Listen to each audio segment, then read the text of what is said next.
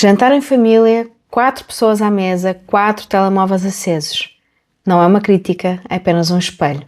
E a maior parte de nós já se reconheceu aqui.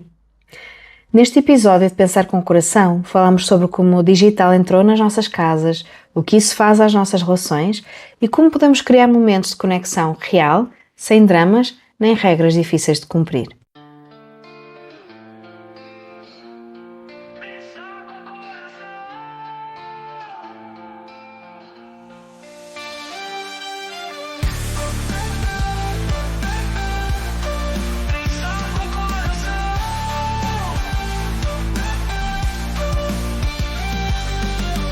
Bem-vindo e bem-vinda ao podcast Pensar com o Coração. O meu nome é Lili Andrade, eu sou psicóloga clínica e estarei consigo neste podcast para descomplicar a psicologia, explorarmos as profundezas da mente, descobrirmos novas perspectivas e cultivar o bem-estar. Vamos a isso? Há uma cena que eu quero que imagine comigo. É fim de semana, a família está toda em casa. O pai está no sofá com o telemóvel, a mãe responde uma mensagem enquanto o jantar está no fogão, o filho de 12 anos tem os auscultadores postos, a filha mais nova tenta chamar a atenção da mãe, 1 ou 2 vezes, depois desiste, pega no tablet e desaparece também. Estão todos no mesmo espaço, mas ninguém está presente. Esta cena não é uma cena de ficção científica, é o retrato de algo que a ciência tem chamado fragmentação da atenção em família. E é muito mais séria do que parece à primeira vista. Neste episódio de Pensar com o Coração vamos falar sobre a comunicação digital nas famílias, como a tecnologia mudou a forma como nós nos relacionamos, o que isso tem custado, não é, às famílias, às pessoas e o mais importante, o que podemos fazer para recuperar aquilo que está a escapar. Nos últimos 10 anos aconteceu algo que nenhuma geração anterior teve que enfrentar desta forma. O dispositivo mais poderoso para a comunicação humana passou a estar na palma da mão. 24 horas por dia, dentro da nossa casa. Isso mudou tudo. Não estou a falar de tecnologia no sentido abstrato, estou a falar de algo muito concreto. Mudou a família, como ela foi redesenhada por dentro. E, seguindo aqui a teoria dos sistemas familiares de Murray Bowen, que nos diz que a família funciona como um organismo, quando algo muda numa parte, o todo responde. E o smartphone entrou neste organismo como uma força que ainda estamos aqui a tentar compreender. Vamos só ver aqui alguns dados. Entre 2018 e 2022, em contexto de análise global, enquanto a posse de computadores em casa se manteve relativamente estável, o acesso à internet por telemóvel disparou de forma dramática. Hoje em Portugal, a maior parte dos agregados familiares têm acesso à internet com o smartphone como principal dispositivo. Isto significa que o ecrã não está na sala ou no escritório, ele está em todo lado. Está no quarto, está na mesa de jantar, está na cama. E o que é que acontece quando a conectividade é permanente? Quando podemos sempre estar lá fora, mesmo estando fisicamente dentro de casa? Acontece algo que os investigadores descrevem de uma forma muito precisa. É uma presença ausente. Estar no mesmo espaço, mas não estar disponível. Estar de corpo presente, mas com a atenção entre as notificações, os e-mails e os reels. Existe um conceito que quero apresentar porque é importante para perceber o impacto real disto nas famílias e chama-se phubbing parental. O phubbing vem do inglês phone mais snubbing e que é nada mais nada menos do que o ato de ignorar alguém em contexto social por estar focado no telemóvel. E quando esse alguém é o nosso filho, isso tem consequências e a investigação tem investigado mais e mais para ter clareza. Num estudo publicado na revista Cyber Psychology, Behavior and Social Networking, analisou a responsividade de pais em contextos reais quando usavam o telemóvel na presença dos filhos. Então, o que demonstra este estudo é que os pais que estavam a usar o telemóvel eram 5 vezes menos propensos a responder a um pedido de atenção do filho do que quando o telemóvel estava ausente, 5 vezes menos. E uma meta-análise publicada em 2023, com mais de 56 mil crianças e adolescentes, encontrou que o phubbing parental está consistentemente associado a mais problemas de internalização, como a ansiedade e tristeza, e a mais problemas de externalização, como a agressividade e impulsividade. Está também associado a uma mais baixa autoestima e a uma menor competência social. Mas então o que é que acontece, não é, neurologicamente e relacionalmente? A criança precisa de uma base segura, já nos diz a teoria de vinculação. Precisa de um adulto responsivo, um adulto que veja, que sinta, que responda. Quando o pai ou a mãe estão presentes, mas não estão disponíveis, a criança aprende repetidamente que as suas necessidades de conexão não são prioritárias. E isso, ao longo do tempo, em padrão, vai moldando a forma como ela se relaciona consigo própria e com o mundo. Há um estudo que é muito trabalhado e estudado em psicologia do desenvolvimento, em que a mãe é instruída a manter o seu rosto neutro e sem resposta quando o bebê tenta interagir com ele.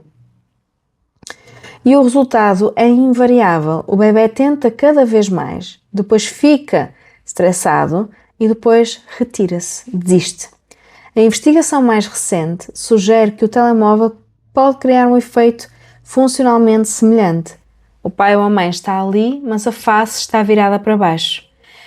Tudo isto pode parecer assim mais duro e mais pesado, mas o objetivo não é apontar dedos, é apenas sensibilizar.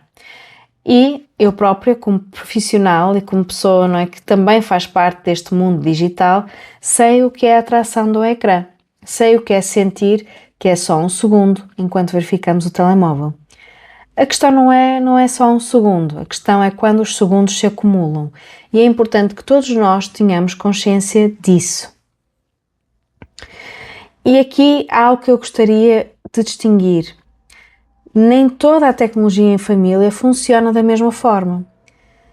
Existe uma investigação publicada na revista Ergonomics com famílias de bebés entre os 9 e os 15 meses, mostrou uma distinção muito interessante. O impacto do uso de dispositivos depende mais da forma como são usados, não apenas do tempo com que são usados.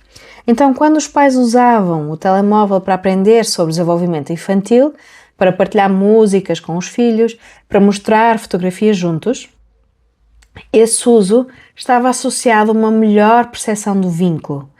Quando o uso era o scroll passivo nas redes sociais, a resposta a notificações sem urgência, a navegação sem propósito, esse uso interrompia o fluxo da interação, fragmentava a atenção. E os próprios pais descreviam-se também como mais desconectados dos filhos. Então, traz-nos aqui uma distinção muito importante. Não é a tecnologia em si, é a intenção com que nós usamos a tecnologia. Então é a relação que nós estabelecemos com ela. Claro que há características, se nós olharmos para as redes sociais que foram feitas para nos manter colados às redes sociais, sim, ficamos ali retidos. Mas se eu for com intenção, já muda um bocadinho aqui o esquema. Com intenção para o uso do telemóvel e também para o uso das redes sociais. E aqui entra um outro fenómeno que tem surgido nas famílias com adolescentes, o conflito gerado pela negociação do uso do telemóvel ou dos dispositivos. Um estudo italiano encontrou que quanto mais os pais se sentem inseguros sobre o impacto das redes sociais na família, por exemplo, mais tendem a exercer um controlo agressivo sobre os filhos, o que paradoxalmente gera mais conflito e fecha os canais de comunicação. Ou seja, o problema não se resolve com a proibição, resolve-se com consciência, com conversa, com acordos partilhados. E resolve-se com rituais de conexão. Quando eu falo de rituais de conexão, não estou a falar de grandes transformações, estou a falar de momentos pequenos, repetidos e protegidos. A investigação sobre saúde familiar identifica os rituais como âncoras relacionais. Eles criam um sentimento do nós dentro de uma família, eles dizem este espaço é nosso, este tempo é nosso, nós estamos aqui presentes.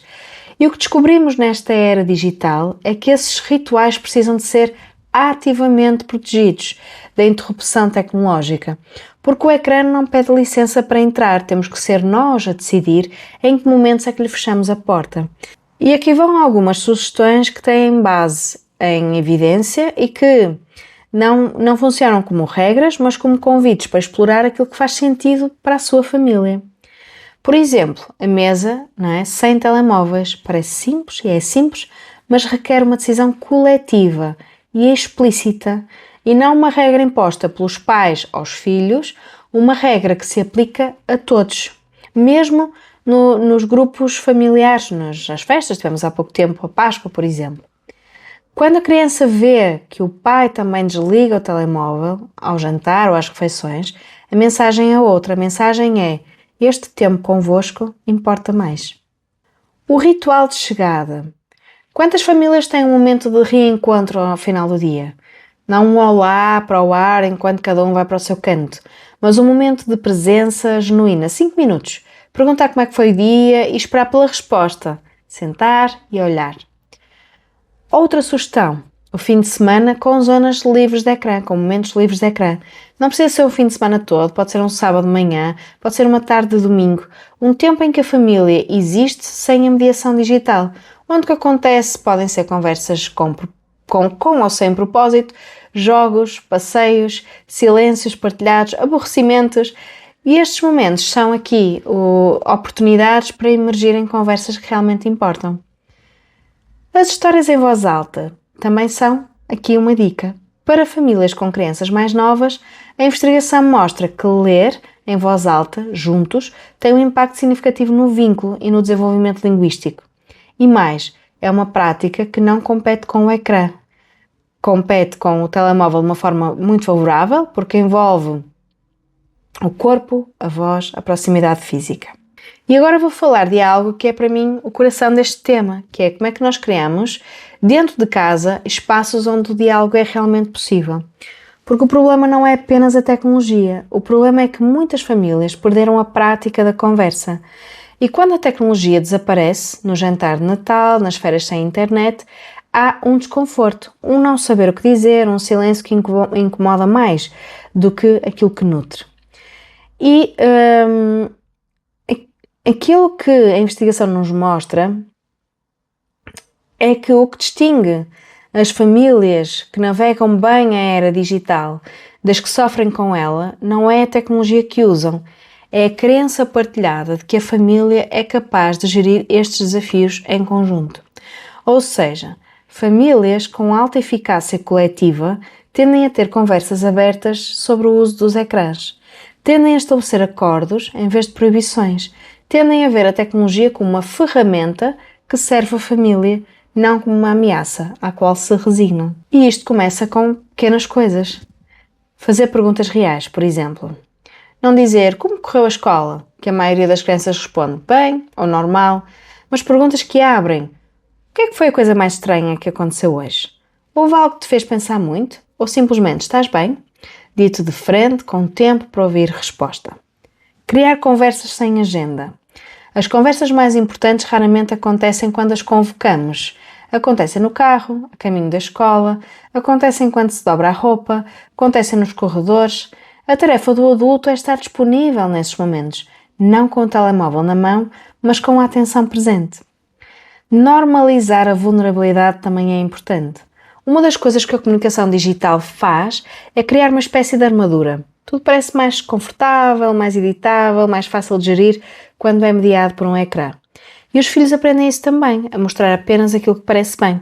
Quando os pais mostram a sua própria vulnerabilidade, falam das suas dificuldades, dos seus medos, dos seus erros, criam uma cultura familiar onde não é preciso fingir.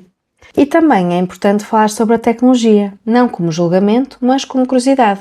Reparei hoje que usei muito o telemóvel enquanto estávamos juntos. Da próxima vez quero fazer diferente.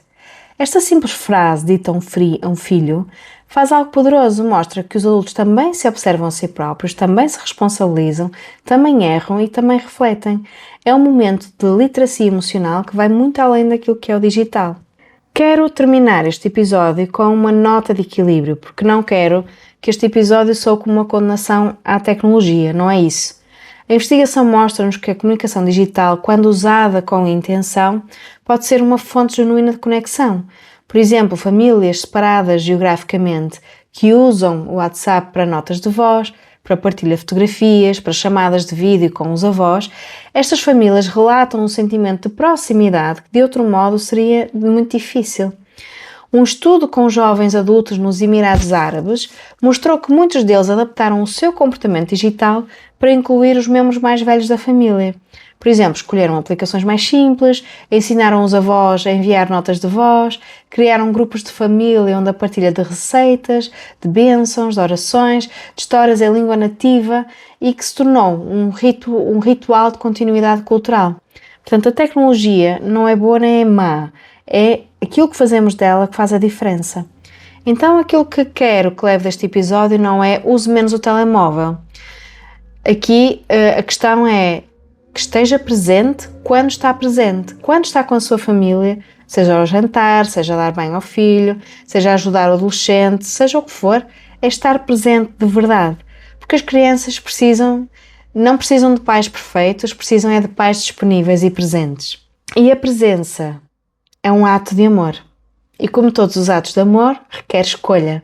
Requer que decidamos repetidamente que as pessoas que estão à nossa frente são mais importantes do que aquilo que está no ecrã. E atenção que esta escolha não é fácil e ninguém a faz sempre bem, mas a consciência de que existe uma escolha já muda muita coisa. Espero que este episódio tenha feito sentido, tenha feito questionar, refletir e deixa aqui as suas reflexões ou partilhas aqui nos comentários e vemo-nos no próximo episódio e até lá, pense com o coração.